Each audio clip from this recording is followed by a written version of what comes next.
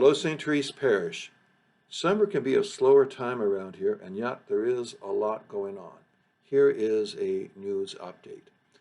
Number one, we have a new director for our Early Education Center.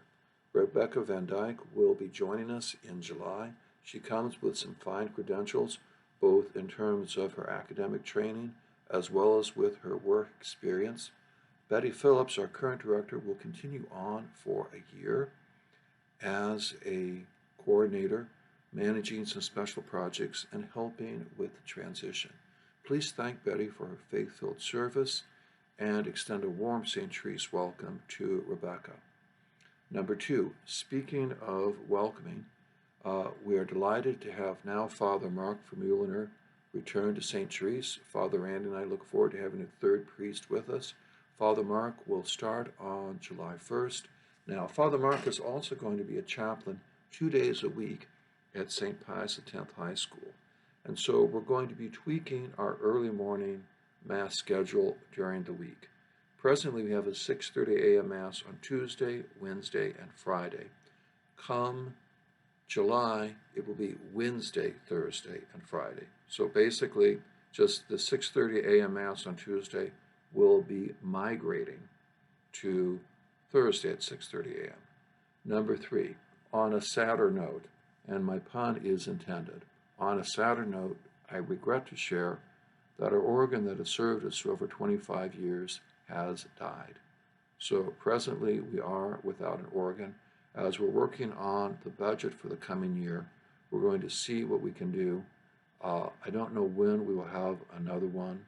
In the meantime, we do have a quality piano, so we do have keyboard music as we celebrate Mass.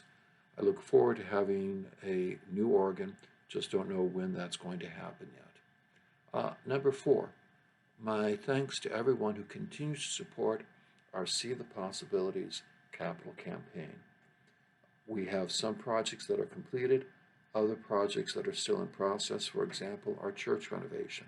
The next step is to remove the current pews, paint the walls and the ceiling, and install new pews. We were hoping to do this in July, and then the pew manufacturer said, you better think about August.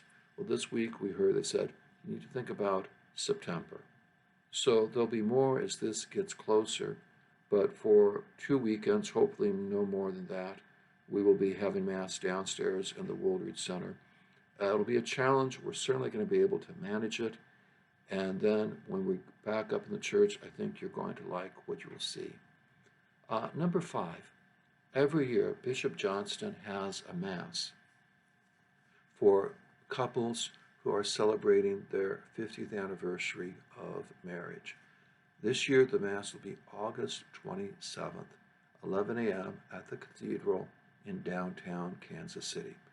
Any couple that got married in 1973 is welcome to attend. If you'd be interested in attending, please contact Donna Patty at the parish office. And if you're celebrating your 50th anniversary this year, even if you can't attend, I think the diocese would still like to recognize you, so please let Donna Patty know as well.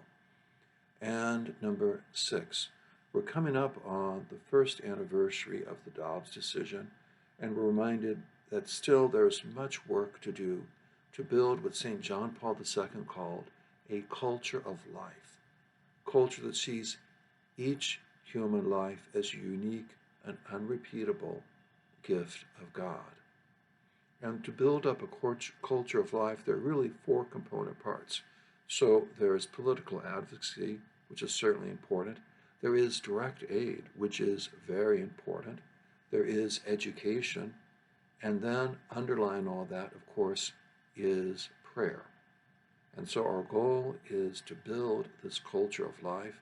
It's not just a matter of changing laws, it's changing a culture, it's changing hearts.